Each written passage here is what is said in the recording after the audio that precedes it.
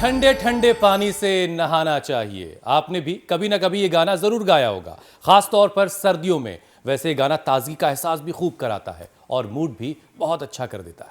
Mood तो अच्छा कर देता है हुसैन, लेकिन मौसम भी तो जरा देखिए।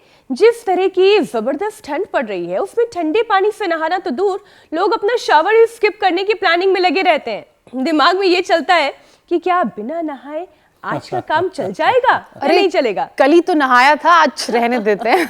मीनाक्षी, दरअसल आज अभी शो पर आने से पहले मेरी नज़र एक रिपोर्ट पर पड़ी, जिसके मुताबिक दुनिया के बाकी लोगों के मुकाबले जापानी लोग जो हैं वो ज़्यादा लंबी ज़िंदगी जीते हैं। और उसकी बड़ी वजह है उनकी रोज़ाना गुनगुने पानी से नहाने की आदत। क्योंकि गुनगुने पानी से नहाने वाले लोग दूसरे लोगों के मुकाबले, यानी ठंडे पानी से, नॉर्मल पानी से नहाने वाले लोगों के मुकाबले 30% कम बीमार पड़ते हैं। स्ट्रोक, हार्ट अटैक का खतरा भी 30% कम रहता है।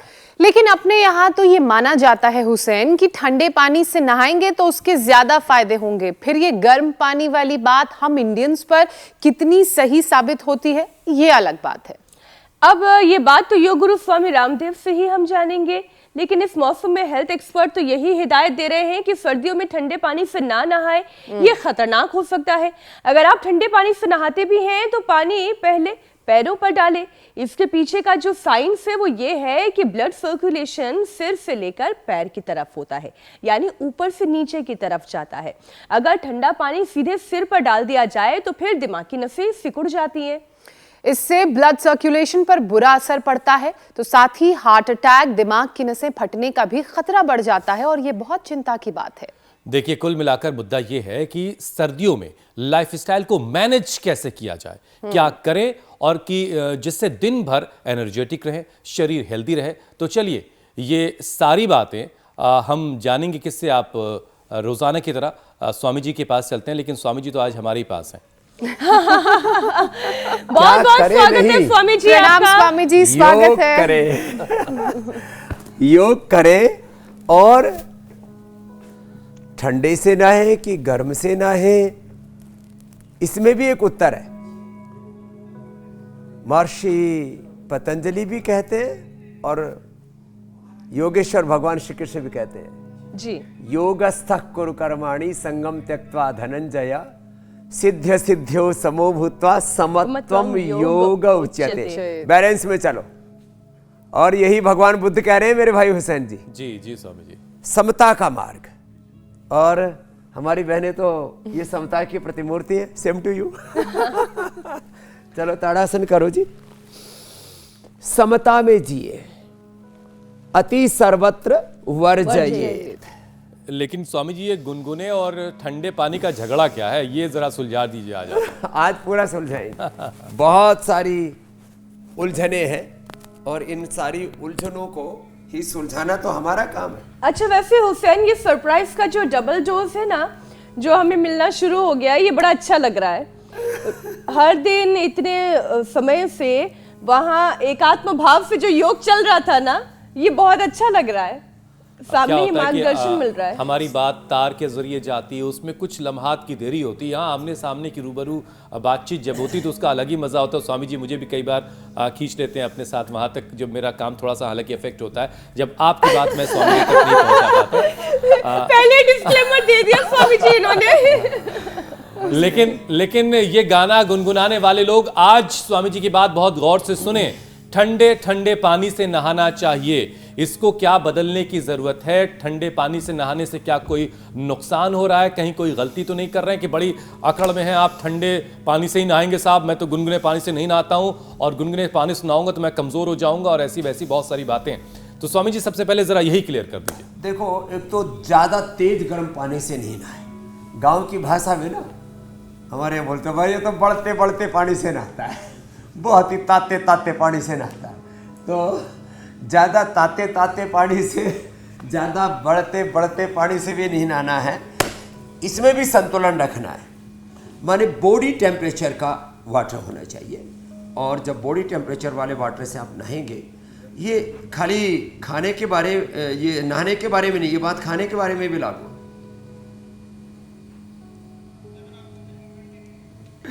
कितना अच्छा है ना जब ऐसे अपने तन मन का संतुलन बनता है। और ये हमारे रोज का प्रारंभ है। ताड़ासन, तिर्यक ताड़ासन, कटचक्रासन। और ये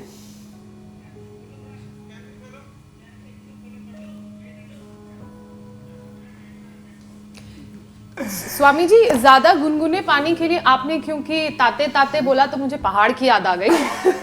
वहां कहते हैं, दादियां अक्सर कहती हैं कि खुश्की हो जाती है शरीर में, तो ये बात सच है क्या? हाँ, एकदम ठीक कह रहे हैं। ज़्यादा गर्म पानी से नहाएंगे तो आपकी चमड़ी भी खराब हो जाएगी, इसलिए ज़्यादा ठंडे से भी नहीं नहाना। उससे ब्रेन स्ट्रोक, हार्ट अटैक और ब्रेन नर्वस सिस्टम के डिसऑर्डर होने की संभावना है। और ज़्यादा गर्म पानी से नहाएंगे तो स्किन डिसऑर्डर होंगे और आपकी इम्यूनिटी भी खराब हो जाएगी। लेकिन कुछ इसमें अपवाद है मेरे भाई हुसैन जी। जी स्वामी जी। देखो, जो आयरन मैन की प्रैक्टिस करते हैं ना, तो एकदम से कौन से पानी में घुसते हैं? आइस वाले। बिल्कुल, हाँ, आइस वाटर में घुसते हैं। तो देखो, अपवाद रूप में जो कर रहे हैं उनके लिए छूट है। अब मैं अपना कहूँ तो हमको बचपन में गर्म पानी मिलता ही नहीं था। ट्यूबवेल का पानी मिल जाए ना, उसमें तो हम इतने राजी हो जाते थे। वो गर्म बहुत ही शानदार होता है स्वामी, पानी होता था।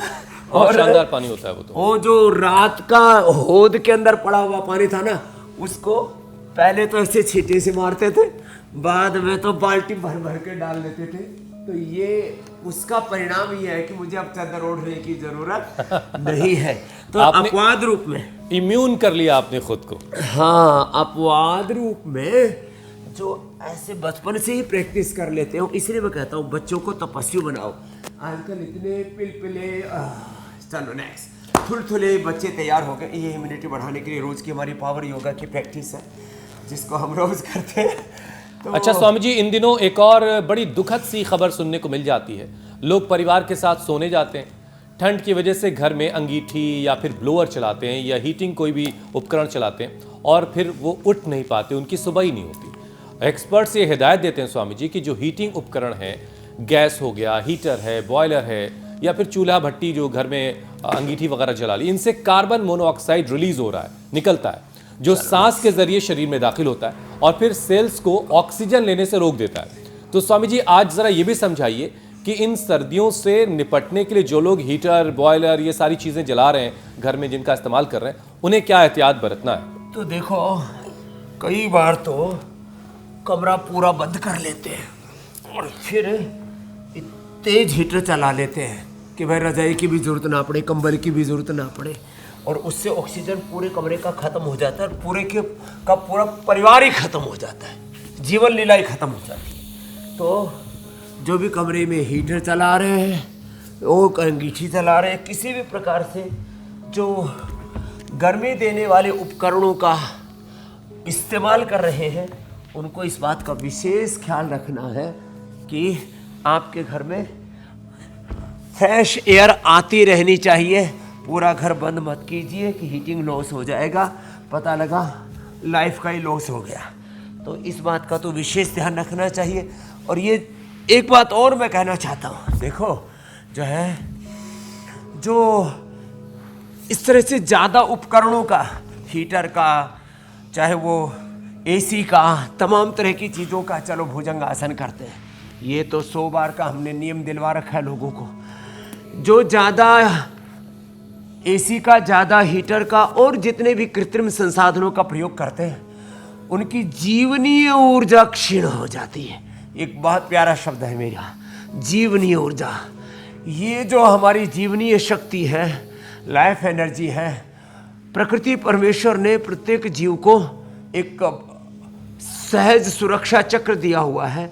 हम जितने भी सिंथेटिक चीज़ों का, synthetic hair care, dental care, skin care, और जितने भी रेडिएशन के बीच में, पॉल्यूशन के बीच में, अप्राकृतिक चीज़ों के बीच में जितने रहेंगे, उतने ही हमारी जीवनीय ऊर्जा का ह्रास होगा, शक्तियाँ पतित होंगी, अधोपतन होगा, ऊर्ध्वगामी बनाना है। हमारे एक बहुत बड़ा शब्द है हुसैन भाई, वेदों में, दर्शन, उपनिषदों में, योग विद्या में, ऊर्ध्वरेता बनो, ऊर्ध्वरेता योग, ब्रह्मवर्चस योग। और जितना हम प्रकृति के संग रहेंगे, उतनी हमारी इम्यूनिटी अच्छी रहेगी।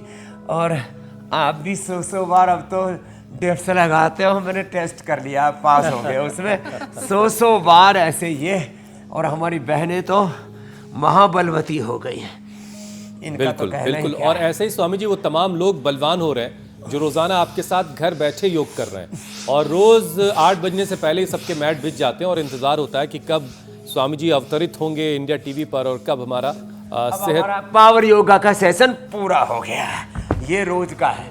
कम से कम ये 5-7 मिनट का एक सेशन जिसने कर लिया ना, और फिर 2 अभ्यास ये इधर मुंह करो जी, देखो देखो, दोनों हमारी देवियाँ बेटियाँ, हमारी परम योगिनी परम तपस्विनी बहनें, इन्होंने तो अब देखो हुसैन भाई, आप जो है ईर्ष्या मत करना, जो है इससे मुक्त हो Swami ji.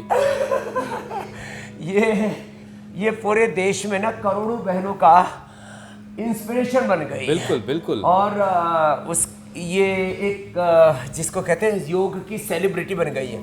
Same to you, आप भी, आप कोई कम थोड़ी है। लेकिन भाई देखो, बहनों की प्रशंसा ज़्यादा बनती है। वैसे आप भी पुरुषार्थ करते हैं, आपको भी एक योग धर्म सौंपा हुआ है। आप जो है खड़े से ही योग कर रहे हैं खड़े से ही योग। और ये जो है वो पूरा योग को बोलती भी है, योग को करती है, योग को जीती भी है। तो ऐसे पूरे देश में एक वातावरण बन जाए ना, उसी के लिए हमने योग पंचायत में लगाया कि सुबह सुबह पूरा घर उठ करके बच्चे, माता पिता, दादा दादी, नाना नानी, पूरा परिवार। स्वामी जी योग का वातावरण बन चुका है, बस हर घर बीमारी से मुक्त करना है, उस दिशा में हम लोग तेजी से आगे बढ़ रहे हैं। और एक दिन आएगा ऐसा जब हर घर बीमारियों से मुक्त होगा। स्वामी जी एक और विषय आपके सामने रखता हूँ, सेहत से जुड़ी अलग अलग रिपोर्ट स्वामी जी हम रोजाना दर्शकों के सामने रखते हैं, आपसे शेयर करते हैं। कई बार क्या होता है स्वामी जी कि ये जो रिपोर्ट्स हैं योग और आयुर्वेद से मेल नहीं खा पाती। अब चाहे आप जापान वाली स्टडी ही ले लें, लेकिन जो असली सरोकार है वो सबका यही है कि लोग सेहतमंद रहें। तो जो योगाभ्यास स्वामी जी आप करवा रहे हैं उसके साथ साथ जरा और क्या क्या करने की ज़रूरत है, क्योंकि देखिए प्रयागराज में महाकुंभ की शुरुआत होने वाली है, सर्दी भी खूब पड़ रही है। एनर्जेटिक रहने के साथ साथ हर कोई चाहता है कि वो बीमार भी ना पड़े, किसी तरह का इन्फेक्शन ना लगे। तो और क्या क्या किया जाए? योगाभ्यास तो कर ही रहे हैं। एक तो देखो, हमारा तो रोज इंडिया टीवी पर सुबह सुबह योग कुंभ लगता है।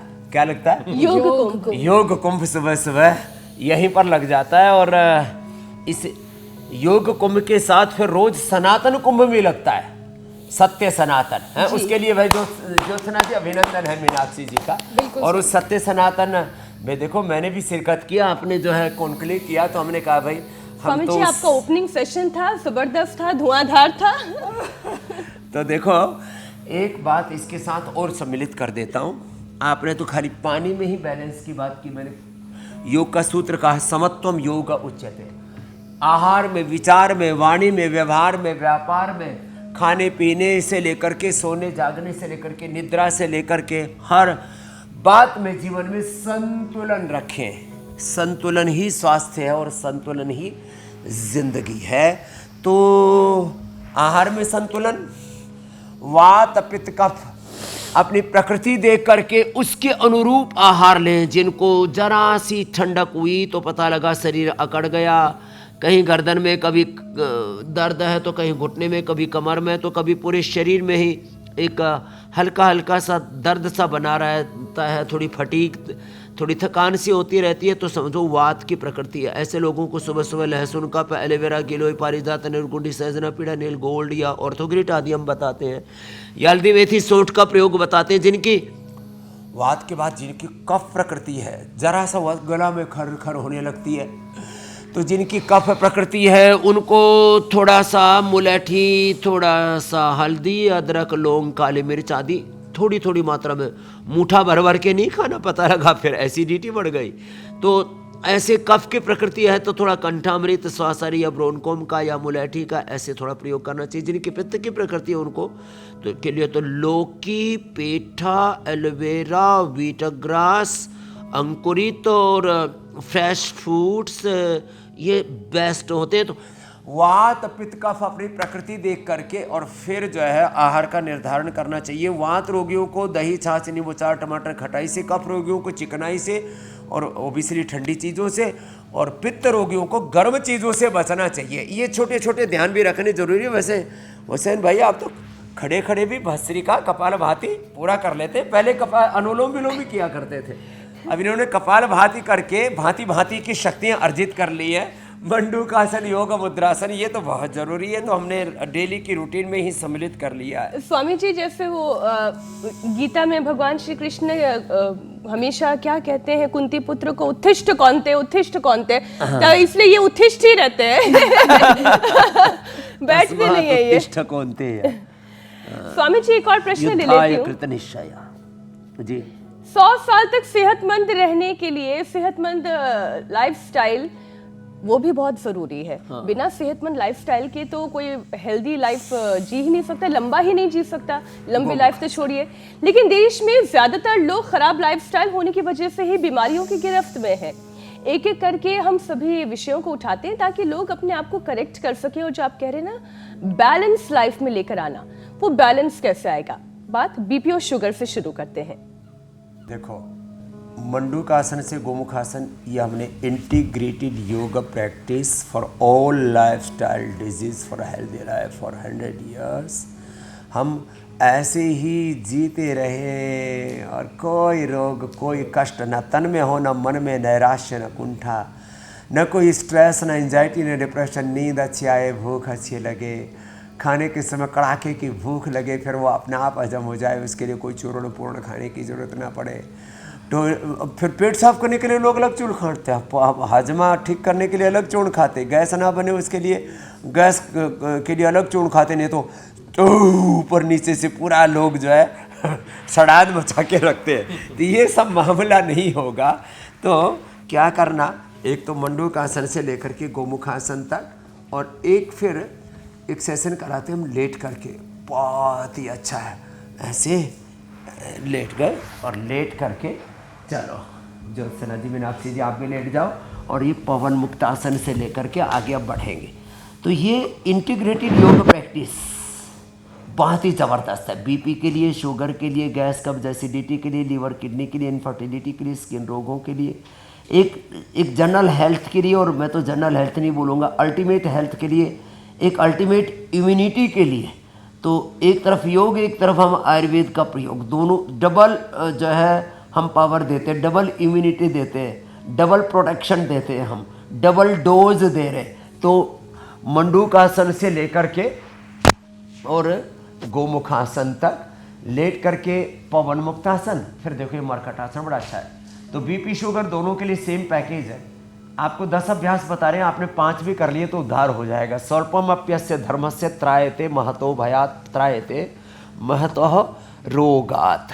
तो शुगर के लिए खीरा, करेला, टमाटर का जूस पिला देते, मेथी का पानी, अंकुरित मेथी भी खिला देते हैं, और किसी को मिल जाए तो आंवला, एलोवेरा, गिलोय, चिरायता, कुटकी, गुड़मार, विजयसार, रतपितिया, बहुत से हमने प्रयोग बताए।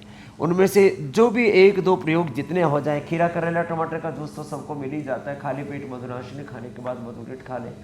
टाइप 1, टाइप 2, टाइप 3 डायबिटीज़ और डायबिटीज़ की कॉम्प्लिकेशंस, डायबिटीज़ से जिनके किडनी पर बुरा असर पड़ रहा है, उनको हम गोखरू धनिया का पानी भी पिला देते हैं। आंखों पर बुरा असर पड़ रहा है तो उनको हम थोड़ा सा आंवले का जूस पिला देते हैं। और जिनके ब्रेन नर्वस सिस्टम पर बुरा असर पड़ रहा है, उनके लिए तो बेस्ट है मोरिंगा, अश्वगंधा, या रेडीमेड में न्यूरोग्रिट, इम्यूनोग्रिट खिला देते हैं। तो हमने रेडीमेड में आंखों के लिए आईग्रिट, किडनी के लिए रिनोग्रिट, और पूरे ब्रेन नर्वस सिस्टम के लिए इम्यूनोग्रिट और गोल्ड और न्यूरोग्रिट दे दिया। तो डायबिटीज़ और डायबिटीज़ की कॉम्प्लिकेशंस ठीक हो जाते हैं। या दूसरा फ्री है, देखो ऐसे 3 अभ्यास मरकटासन के, फिर उत्तानपादासन, नौकासन, ये पूरा पैकेज चल रहा है। और आइए, मरकटासन करने से बीपी एकदम नॉर्मल हो जाता है। बीपी तो जो है ना, ऐसे जब मुक्तावटी ले लेते हैं या बीपी ग्रिट ले लेते हैं और थोड़ा रिलैक्स हो जाते हैं, सहज जीवन जीने लगते हैं ना, बहुत असहज हो जाते हैं। छोटी छोटी बातों में लोग उतावले हो जाते हैं, बावले हो जाते हैं, आपा खो देते हैं। भगवान बुद्ध का ये वाक्य मैं बार बार बोलता रहता हूँ, मैंने हजारों बार इंडिया टीवी पर बोला होगा, अपदीपो भवा आत्मदीपो भवा। अपने स्वरूप में जीवो। गांव के लोग भी बोलते हैं, भाई आप आपा मत खोवो, अपनी निजता में रहो।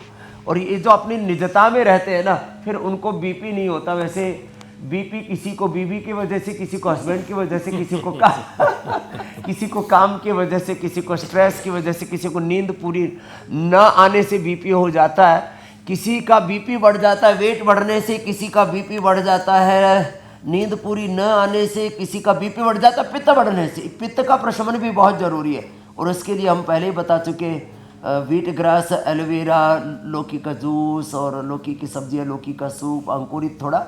तो ऐसे ये आज बीपी शुगर का तो हमने पूरा बता दिया, पवन मुक्तासन, उत्तान पादासन। और स्वामी जी देखिए, लोगों का उद्धार तो हो ही रहा है, लेकिन पूर्ण उद्धार के लिए, 100% उद्धार के लिए आप वाली वैचारिक क्रांति की जरूरत है। थोड़ा सा विषय से हटकर एक सवाल का जवाब दिए। लोग बार बार ये सवाल मुझसे भी कर बैठते हैं, आपको देखकर के सोचते भी हैं कि भाई लोग दुनिया में आते हैं और कामयाब होने के लिए, पैसा कमाने के बाद और इन सारी चीज़ों के बाद क्या चाहते हैं, यार हफ्ते में कम से कम एक दिन तो ज़रा सो लिया जाए। आपका रोज़ाना का शेड्यूल 3 बजे उठने का है, कभी किसी रोज़ नहीं लगता आपको कि यार आज थोड़ा सा ज़्यादा सो लें, थोड़ा इन जो हासिल है ज़िंदगी का वो क्या है फिर? ऐसा लगता है कि अरे भाई रोज़ तो काम करते हैं, आज कुछ ज़्यादा कर ले। अच्छा, ये मतलब सीधा वाला मामला है, वो लोग उल्टा कर रहे हैं। भाई रोज़ तो रूटीन का हो ही रहा था, आज ज़्यादा जप कर लो, आज ज़्यादा तप कर लो, आज थोड़ा ज़्यादा उपवास कर लो। अब देखो ना, हमने अपने शरीर को पूरा साध रखा, अपने इंद्रियों को, अपने मन को। एक बात मैं कहता हूँ, तो इसकी शुरुआत कैसे होगी? हर कोई कैसे करे इसकी शुरुआत? छोटा छोटा सुख विचारों चाहिए। की क्रांति कैसे होगी? हाँ, ये वैचारिक क्रांति का आधार बता रहा हूँ। जिनको थोड़ा सुख चाहिए, क्षणिक सुख चाहिए, वो संसार के ये जो भोग विलास और ये जो सेल्फ चीटिंग करते हैं ना, सेल्फ चीटिंग ईटिंग के नाम पर चीटिंग, काम के नाम पर, सोने के नाम पर जो चीटिंग करते हैं, जिनको क्षणिक सुख चाहिए वो दुनिया में चित्त लगाए, और जिनको पूर्ण सुख चाहिए वो जो है योग की ओर मुड़ जाए। योग और भोग ये दो मार्ग है ना, इसको मैं थोड़ा सा बहुत प्यार से समझाता हूँ, ज़रा बटरफ्लाई कर लो, मुझे बड़ा अच्छा है। देखो, बहुत कुछ ऐसे विचार आते हैं, कुछ ऐसे दृश्य आते हैं, कुछ ऐसे शब्द कानों में गूंजते हैं, कुछ हम मुख से ऐसे खा पी लेते हैं, कुछ ऐसा बोल देते हैं, एक बार को लगता है क्या किसी को ऐसे खराब बोल दिया, मैंने उसको ठोक दिया। कुछ आपने कुछ खा लिया, मैंने, खाने को भी ठोकना बोलते, बोलने को भी ठोकना बोलते गाँव की भाषा में। कुछ खराब खा लिया, कुछ खराब पी लिया, अरे मज़ा आ गया, आज तो मैंने ये कर दिया। अरे भाई, इसका परिणाम क्या है ये तो सोचो। तो मैं 3 बातें हमेशा कहता हूँ, परिणाम क्या होगा ये सोच करके करोगे तो कभी भी जिंदगी में दुख नहीं पाओगे। परिणाम क्या होगा ये सोच करके करोगे तो गलत सोचोगे नहीं, गलत देखोगे नहीं, गलत सुनोगे नहीं, गलत बोलोगे नहीं, गलत खाओगे पियोगे नहीं, गलत आचरण नहीं करोगे। और यदि परिणाम सोच करके करोगे तो रोज़ योग करोगे कि अरे योग का परिणाम बहुत अच्छा। देखो, योग से स्वामी रामदेव की ज़िंदगी, मीनाक्षी ज्योत्सना जी की ज़िंदगी कितनी अच्छी बन गई है। वो अच्छे एंकर भी हैं और देखो करोड़ों करोड़ों लोगों के लिए इंस्पिरेशन, मोटिवेशन बन गए और अपने बारे में सोचने की ज़रूरत ही नहीं पड़ती। गैस का क्या होगा, कब्ज़ का क्या होगा, एसिडिटी का क्या होगा, बीपी शुगर का क्या होगा, मोटापा का क्या होगा, ज़िंदगी का क्या होगा। ज़िंदगी की 100 साल की गारंटी सुबह 7:56 पर बस इंडिया टीवी पर जुड़ जाए। तो एक बात तो ये कि परिणाम का चिंतन करके किसी कार्य को, किसी के प्रभाव में ना आए। हम छोटी छोटी बातों से प्रभावित हो जाते हैं। ना अभाव में जीना, ना प्रभाव में जीना, अपने स्वभाव में जीना, मेरे भाई हुसैन जी है। ये है जिंदगी का मंत्र। तो और ये बिल्कुल ठीक कहा स्वामी जी। ये अगर किसी ने इसको अपने जीवन में उतार लिया तो मतलब समझिए कि इससे बेहतर क्या होगा। जीवन जीने का मूल मंत्र आपने लोगों को दे दिया। बीपी की हमने बात की, शुगर की हमने बात की, तो सोचा कि थायराइड को क्यों पीछे छोड़े, थायराइड की भी बात कर लेते हैं। ये तो बहुत काम की बात आपने कही। लोग ज़्यादातर, मैंने कहा ना, परिणाम को सोचते नहीं, अभाव में जीते रहते हैं। बहुत तरह की दरिद्रताएं जीवन, प्रभाव में जीते रहते हैं, स्वभाव में जीते नहीं। स्वभाव अध्यात्म उच्यते, श्रीमद् भगवद गीता 8वां अध्याय 3रा श्लोक। तो अपने स्वभाव में नहीं जीते तो क्या करते हैं, उल्टा पुल्टा खा लेते हैं, ज़्यादा तीखा, ज़्यादा गर्म, ज़्यादा ठंडा, ज़्यादा गर्म, फिर फ्रिज का रखा हुआ खाते रहते हैं और फिर बॉडी को कंफ्यूज कर देते हैं। हाँ, ये भी बॉडी को भी कंफ्यूज और माइंड सीधा पेट का असर दिमाग पर होता है। इसका असर इधर, इसका असर इधर, दोनों का अच्छे। आप खुश रहते हैं ना, भूख बहुत अच्छी लगती। आप कुछ गड़बड़ पेट में डाल देते हैं तो ऊपर दिमाग तक वो स्ट्राइक करता है। तो एक तो ये करें, देखो थायराइड के लिए, ये थायराइड बहुत बढ़ रहा है। लोग, कोई अंडरवेट, कोई ओवरवेट, किसी की आंखें बाहर आ रही है, कोई चक्कर खा के गिर रहा है। एक तो ये, दूसरा ये। स्वामी जी 40-50 में किसी को थायराइड हो जाए, चलिए समझ में आता है। ये हमारे नौजवान जो नई छोटे जवानी, बच्चों को जेनेटिकली हो रहा है मेरे भाई। वही तो, ये नई जवानी में मांझा कैसे ढीला हो जा रहा है इनका। तो ये थायराइड का पॉइंट भी बड़ा ज़बरदस्त है दोनों हाथों। तो ये जेनेटिकली भी हो रहा है। ज़्यादा जंक फूड, फास्ट फूड जो खा रहे हैं बच्चे, ओवर सोल्ट, ओवर स्वीट, बहुत ज़्यादा शुगर, चीनी और बहुत ज़्यादा नमक, और प्रिजर्व फूड जो बहुत ज़्यादा खा रहे बर्थडे हैं। कैसे मनाया स्वामी जी, केक और चॉकलेट के बगैर, बताइए। हाँ, हमारी तरह से रोज मनाओ। मैं कहता हूँ कभी बर्थडे नहीं मनाते और हर रोज बर्थडे मनाते। कहते हैं every day is a new life for me, every day is birthday. तो मेरी माँ ने मुझे बताया था, बेटा तो सुबह सुबह पैदा हुआ था और इसलिए मैं सुबह सुबह पैदा हो जाता हूँ इंडिया टीवी पर। सुबह सुबह अभिव्यक्त हो जाता हूँ, अवतरित हो जाता हूँ। और सबको कहता हूँ हर दिन को, एक दिन को, one day equal to one life. एक दिन को ऐसे दियो, ये एक नई जिंदगी है। जो को बर्थडे सेलिब्रेट करने का मतलब है जिसके लिए प्रभु ने, उस खुदा अल्लाह ऑलमाइटी, प्रकृति ने, इस कायनात ने हमें जीवन दिया है ना, उसको ठीक से जिए। तो ये थायराइड के लिए बैठ के बता दिया। अब लेट करके देखो, ये सर्वांगासन ये और हलासन, ये दो अभ्यास बड़े ज़बरदस्त हैं। सर्वांगासन सभी अंगों को शक्ति देने वाला, और ये हलासन ये तो बड़ा ही ज़बरदस्त है। 1-2 मिनट ऐसे कर लें और बस खाने पीने में संतुलन। आज हमने प्रारंभ किया योग, समत्वम योग उच्यते।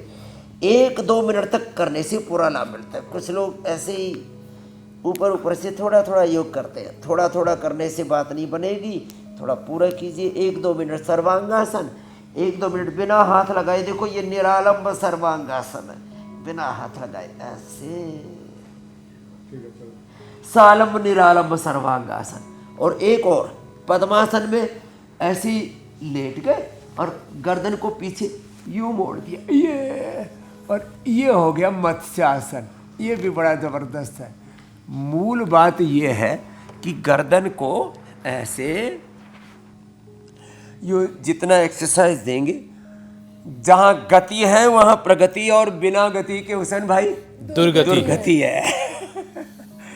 गति में जियो, प्रगति में जियो, चरे बेती। और जो लोग भी हमें देख रहे हैं वो स्वामी जी की बातों को सिर्फ सुन करके वाह क्या बात कही, ये नहीं करना है, उसको अमल में लाना है। अमल में जब तक जिंदगी में आप शामिल नहीं करेंगे योग, तब तक नतीजे आपको नहीं मिलेंगे। स्वामी जी देखिए, अगर किसी का बीपी, शुगर, थायराइड, ये सब कुछ बैलेंस है, तो उसके बावजूद काम का प्रेशर इतना ले रखा है। अब स्वामी जी को देखिए आप, इतना बड़ा योग और आयुर्वेद का साम्राज्य है, विश्व गुरु हैं योग की दुनिया के, उसके बावजूद कहीं कुछ प्रेशर नजर आता है? कपड़ा भी ऐसा पहनते कि जेब नहीं उसमें। कपड़ा ही का, ये तो लोक लज्जा के लिए थोड़ा तन को ढक रखा है, बाकी हम तो लंगोटी वाले फकीर हैं। हाँ, बस सोटी नहीं पकड़ रखी, लेकिन सोटी उनके ऊपर जरूर पड़ती है बीमारियों की, जो है योग से हट गए हैं। स्वामी जी, लेकिन लोगों ने इस कदर काम का बोझ ले रखा है कि उनकी कमर बोले जा रही है, पीठ गर्दन जवाब दे रही है, बैक पेन, सर्वाइकल, कमर दर्द, और बहुत कम उम्र में लोग इन सारी चीजों के शिकार हो रहे हैं। तो जरा हड्डियों का भी ख्याल कर लेते हैं। तो एक योग की जो कैसे ख्याल रखना पड़ेगा। आप जो कहते हैं ना, हड्डियां कीर्तन ना करें। देखो एक बात बताऊं आपको हुसैन भाई, एक सीक्रेट बता रहा हूँ। पहले मैं ऐसे करता था ना, तो मेरी भी थोड़ी बहुत खटर पटर होती थी, लेकिन वो माइक के पास नहीं आती थी, तो लोगों को पता नहीं लगता था। लेकिन जब से मैंने सुबह सुबह घी पीना शुरू किया, सुबह 2 चम्मच घी पियो और 100 साल जियो और सारी खटर पटर मिटाओ। अच्छा, घी का ऑप्शन भी बता दीजिए, अगर घी किसी के पास नहीं तो क्या करें? घी नहीं है तो तिल का तेल पियो, नारियल का तेल पियो, और भाई चाहे सुबह सुबह भाई थोड़ा इतना तो खर्च करो भाई। देखो इधर उधर से थोड़ी सेविंग करो, बादाम रोगन पियो। 4 ऑप्शन है, गाय का घी, बादाम रोगन, वर्जिन कोकोनट ऑयल या कोकोनट ऑयल सामान्य, या जो है तिल का तेल। अब इसमें से कोई भी एक चुन लो आप। तो देखो अब कोई खटर पटर आ रही है? ना इधर भी नहीं है। नहीं, वो मुझे सुनाई दे रहा है। ये तो ये देखो, तो सुबह सुबह 1 चम्मच गाय का घी खा लें, घी पियो, 100 साल जियो और खटर पटर सारी खत्म करो। अब देखो, अब इसके लिए आसन बताते हैं। फिर ये खटर पटर होती है विटामिन डी की डेफिशिएंसी से। सुबह सुबह सूर्य देव का दर्शन करो, सूर्य को अर्घ्य दे सकते हो तो अर्घ्य भी दो। ओम सूर्याय नमः, आदित्याय नमः, भानवे नमः, रवे नमः। और ऐसे ये देखो, ये बहुत अच्छा है, ये ऐसे कमर के लिए उष्ठासन। तो आजकल तो स्वामी जी आपका दिल्ली एनसीआर का प्रवास चल रहा है, तो यहाँ की आबो हवा कैसी लग रही है आपको? कोई दिक्कत तो ज़्यादा नहीं गैस चैम्बर में रहते भाई, मुझे कोई महीने के 5 करोड़ 10 करोड़ रुपए भी देना, 100 करोड़ भी देगा, मैं दिल्ली में रुक जा भाई, मैं दिल्ली में ना रुकूं। आप क्या चाह रहे हैं? हम तीनों अपनी बोरिया बिस्तरा लपेट के देखिए मीनाक्षी, झोपड़ी तैयार है, बस हमें पहुंचना है। तो इसका मतलब ये हुआ कि भाई अब मजबूरी में लोगों को रहना पड़ रहा है, बच्चे पालने हैं भाई, सुबह सुबह इंडिया टीवी पर योग का शो करना है और फिर घर यहीं नोएडा में, दिल्ली में है। तो इसलिए अब देखो, दिल्ली में करोड़ों लोग रह रहे हैं, लेकिन भाई योग जरूर कर लेना, नहीं तो ये गैस चैम्बर में मर जाओगे ना भाई, ठोड़ मर गया रहा भाई। मैंने कहा क्या हुआ? बोले बाबा जी सुबह से शाम तक धुआं धक्कड़ में जी रहे हैं, तो एयर पोल्यूशन भी है यहाँ पर, यहाँ पर वाटर पोल्यूशन भी है, पोल्यूटेड वाटर आता है हमारे घरों में। ऐसा पानी, मैं यूके में गया तो मैंने कहा भी पानी पीना है, बोले जी बाथरूम वाला पी सकते हैं। सच्ची बोल रहा हूँ, जिस पानी से नहाते हैं उसको पी सकते हैं, इतना शुद्ध पानी होता है, साफ पानी। हाँ साफ पानी होता है। तो वाटर पोल्यूशन भी, एयर पोल्यूशन, साउंड पोल्यूशन है, लाइट पोल्यूशन है, और साथ चारों तरफ का, यहाँ तो पॉलिटिकल पोल्यूशन भी बहुत है। आजकल यहाँ मामला कुछ ज़्यादा ही गड़बड़ है। बस इस बारे में तो टिप्पणी करना ठीक नहीं है, क्योंकि अभी दिल्ली में चुनाव चल रहा है, तो महल का खेल चल रहा है। पता लगा जो है कोई और एक आफत आ गई, तो मकर आसन, भुजंग आसन, सुबह सुबह योग नीति की बात ठीक है, राजनीति की बात ठीक नहीं है।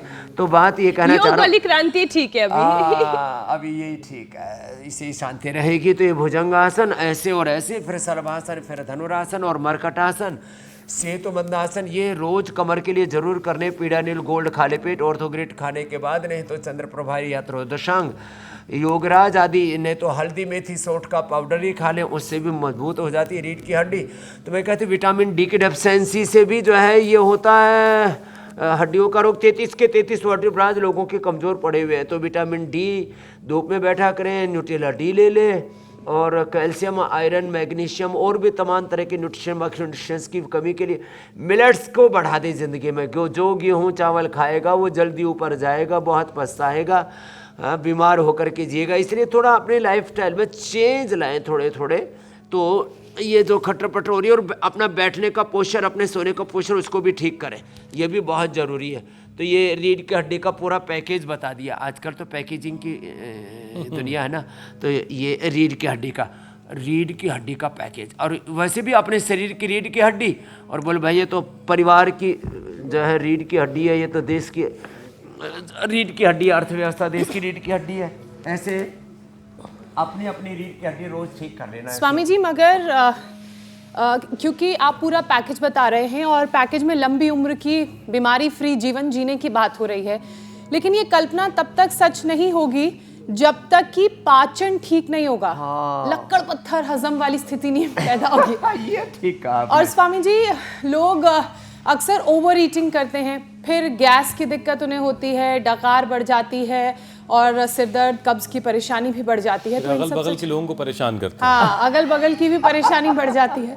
तो ये सारी परेशानियों को ठीक करने के लिए क्या किया जाए? पवन मुक्तासन, पवन कहते हैं वायु को, मुक्त कहते हैं छोड़ने को।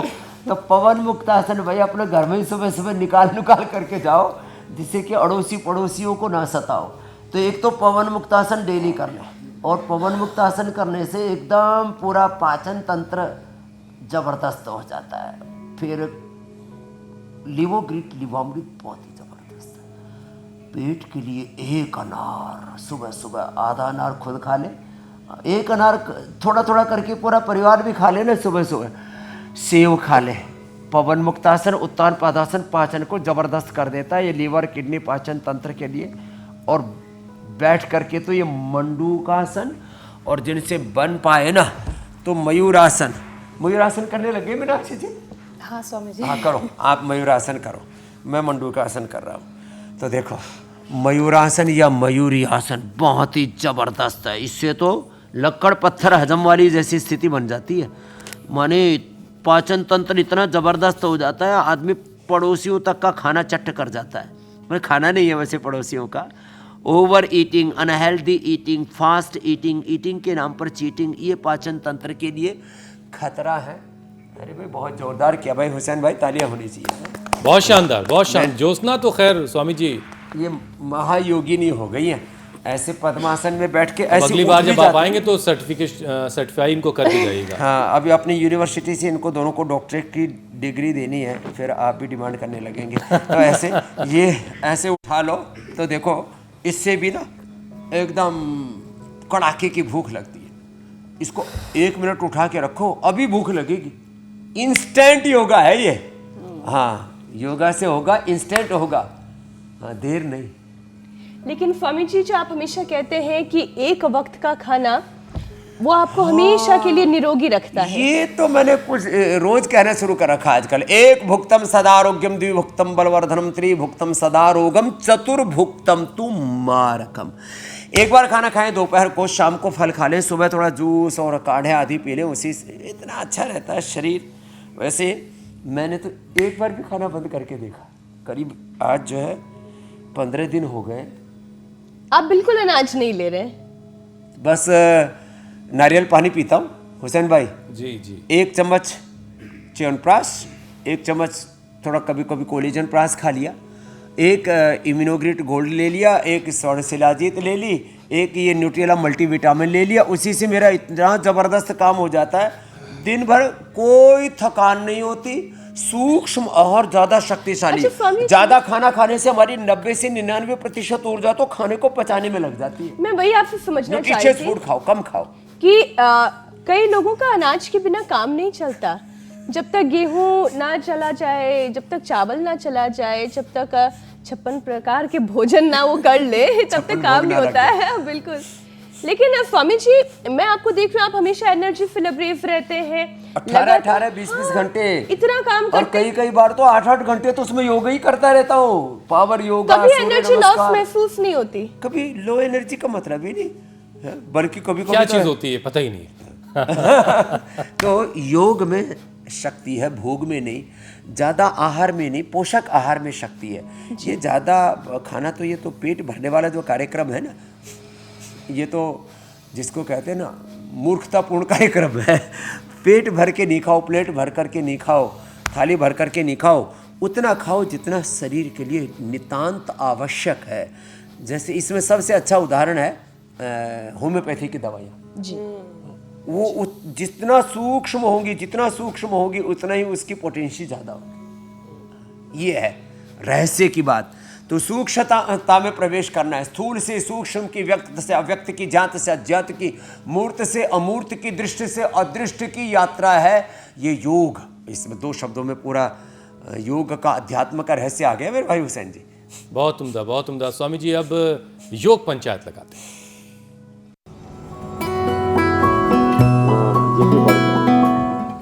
स्वामी जी, आपने जो चैलेंज दिया था उसे बहुत सारे लोगों ने एक्सेप्ट किया, बहुत सारे वीडियोस आए हैं, कुछ चुनिंदा वीडियोस आपको दिखाते हैं।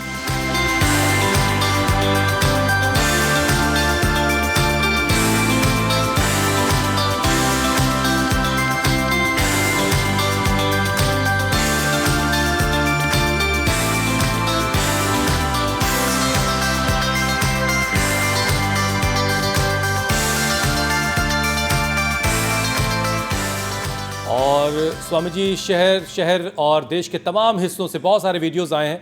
अब आपकी मुलाकात विजेता से करवाते हैं, बेस्ट वीडियो आपको दिखाते हैं।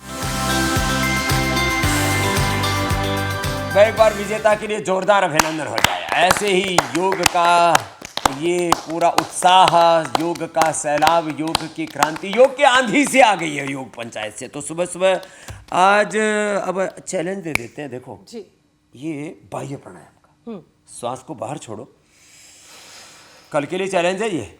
अब अगली बार आपसे भी करवाऊंगा हुसैन भाई। श्वास को बाहर छोड़ के बाहर रोक दिया, नाभि से नीचे वाले भाग को खींचा, ये मूल बंद, फिर पेट खींच दिया, उड्डयन बंद, और थोड़ी को कंठकूप में लगा दिया। ऐसे 10 सेकंड रोकना। वैसे मैं तो 1 मिनट तक रोक लेता हूँ, लोग तो आधा मिनट तक तो मुश्किल रोक पाएंगे। लेकिन जो 10 सेकंड रोकेंगे उनका वीडियो एक्सेप्ट हो जाएगा। श्वास को बाहर छोड़ के बाहर रोक दिया, भाई ये प्राणायाम, ये कल का चैलेंज है। लेकिन स्वामी जी पता कैसे चलेगा कि लोगों ने सांस रोकी है? जब सांस लेंगे ना तो पेट बाहर आ जाएगा। सांस बाहर रुकी रहेगी तो ही ये पेट अंदर पूरा खिंच के रहेगा, उड्डयन बंद लगेगा।